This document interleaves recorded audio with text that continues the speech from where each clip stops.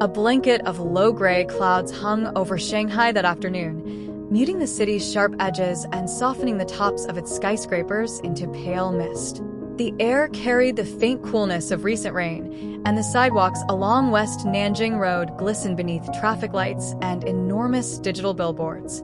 Beneath the gloomy sky, the avenue seemed less flamboyant than usual, yet somehow more elegant, like a city wearing silk in subdued colors rather than jewels in bright sunlight.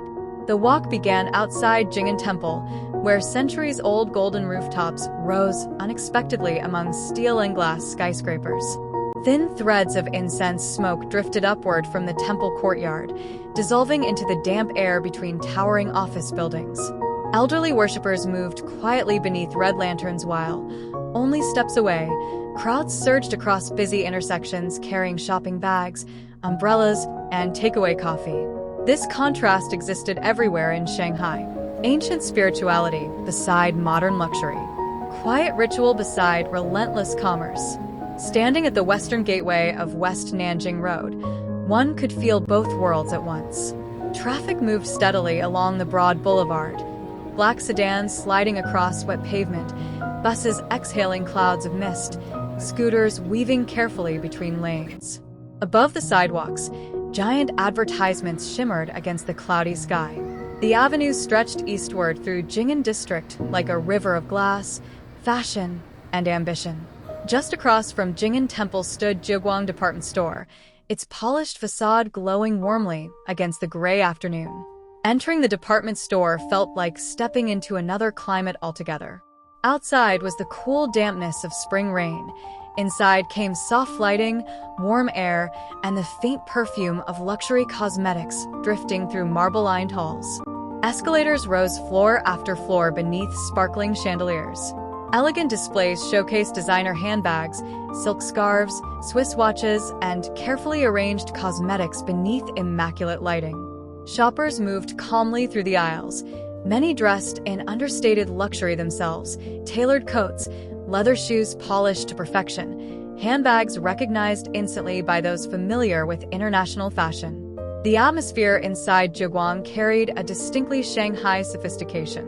Not loud extravagance, but polished confidence. Sales associates greeted customers softly in Mandarin, Shanghainese, Japanese, and English. Somewhere overhead, piano music floated gently through the building. At a pastry counter near the lower floor, delicate cakes sat beneath glass displays while customers lined up for coffee and desserts, escaping the gloomy weather outside. Yet the city beyond the windows continued calling. Leaving Jiguang and returning to West Nanjing Road, the walk resumed eastward beneath rows of plane trees still wet from morning rain. Their branches formed delicate canopies above the sidewalks, where droplets occasionally fell onto passing pedestrians. The cloudy sky transformed every reflective surface into part of the scenery. Skyscraper windows mirrored moving clouds. Puddles captured flashes of neon and headlights. Polished storefronts reflected umbrellas drifting past. Luxury boutiques lined the avenue one after another like an international procession of fashion and design. Louis Vuitton, Hermes, Cartier, Dior, Prada. Their enormous windows glowed softly against the gray day, displaying seasonal collections like curated art exhibitions. Some storefronts featured minimalist elegance.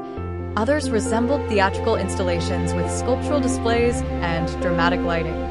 Young shoppers paused frequently to photograph window displays, while fashionable couples drifted slowly from one boutique to another beneath shared umbrellas. The avenue itself never seemed still. Office workers hurried between towers carrying laptops and coffee cups. Delivery riders in bright rain jackets sped carefully through intersections. Tourists studied maps while staring upward at skyscrapers vanishing into the low clouds. And everywhere there was motion reflected in water. Shanghai becomes especially cinematic on cloudy days because the city's surfaces awaken. Wet sidewalks turn into mirrors. Headlights stretch across asphalt like liquid ribbons. Glass towers absorb shifting shades of gray and silver from the sky above. Further east, the grand silhouette of Shanghai Exhibition Center gradually emerged between modern office towers. Built during the 1950s in monumental Soviet-inspired style, The exhibition center stood apart from the surrounding architecture with remarkable confidence. Its cream-colored facade, ornate detailing, and central spire carried echoes of another political era, another Shanghai entirely. But what transformed the scene that afternoon were the tulips. Thousands upon thousands of tulips had fully blossomed across the gardens surrounding the exhibition center, turning the gloomy day suddenly radiant with color. Rows of crimson, yellow, pink, purple, and white flowers stretched across carefully designed beds beneath the gray sky. Rain droplets still clung to the petals, making them shimmer softly whenever light filtered through the clouds. People slowed instinctively here. Office workers stopped to photograph the flowers before returning to meetings. Elderly couples walked carefully along the pathways, admiring the blooms. Children in bright jackets pointed excitedly toward especially vivid clusters of tulips swaying gently in the damp breeze. Against the severe modern skyline of Shanghai, the flowers felt almost poetic. For several moments, the city's relentless speed softened. The tulips introduced a rare tenderness into the commercial district, a reminder that even among luxury towers and global brands, spring still quietly arrives each year. The cloudy weather intensified their beauty rather than diminishing it. Under direct sunlight, the colors might have appeared overly bright. But beneath muted skies, the tulips glowed richly against the pale atmosphere, like oil paint on gray canvas. Nearby cafes filled with customers escaping occasional drizzles drifting through the district. Through fogged windows came the warm glow of hanging lights and the aroma of espresso. Conversations blended softly with jazz music and the distant hum of traffic outside.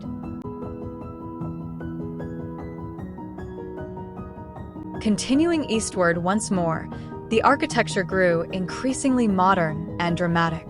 Giant LED screens illuminated entire building facades while luxury hotels rose like polished vertical cities of glass and steel. Yet even here, traces of older Shanghai survived quietly along side streets, narrow lane houses, weathered balconies, laundry hanging beneath trees. Shanghai never completely erases its past. It simply layers new worlds atop older ones. As afternoon deepened toward evening, the avenue became brighter against the darkening clouds. Storefront lighting intensified. Traffic headlights reflected across rain-darkened pavement. Umbrellas continued flowing through intersections in steady waves. Then, ahead in the distance, something extraordinary emerged. At first it appeared almost surreal against the urban landscape, a massive three-story ship-shaped structure rising among the luxury storefronts of West Nanjing Road. This striking cultural installation by Louis Vuitton looked less like a building and more like an enormous futuristic vessel docked in the middle of Shanghai. Its sleek, curved lines resembled the hull of a ship prepared for an impossible voyage through the city itself. The installation immediately attracted crowds. People gathered across the plaza taking photographs from every angle while reflections from the wet pavement doubled the structure's dramatic presence. Beneath the cloudy sky, the ship-like form appeared even more cinematic, part architecture, part sculpture, part dream. It seemed strangely appropriate for Shanghai. This is a city built upon movement, trade, ambition, and international exchange. For centuries, Shanghai's identity has been tied to ships arriving from distant shores carrying goods, ideas, wealth, and cultures.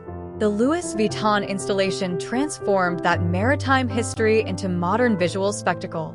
Just beside it stood the glowing entrance of Starbucks Reserve Roastery Shanghai, radiating warmth into the cool, damp evening.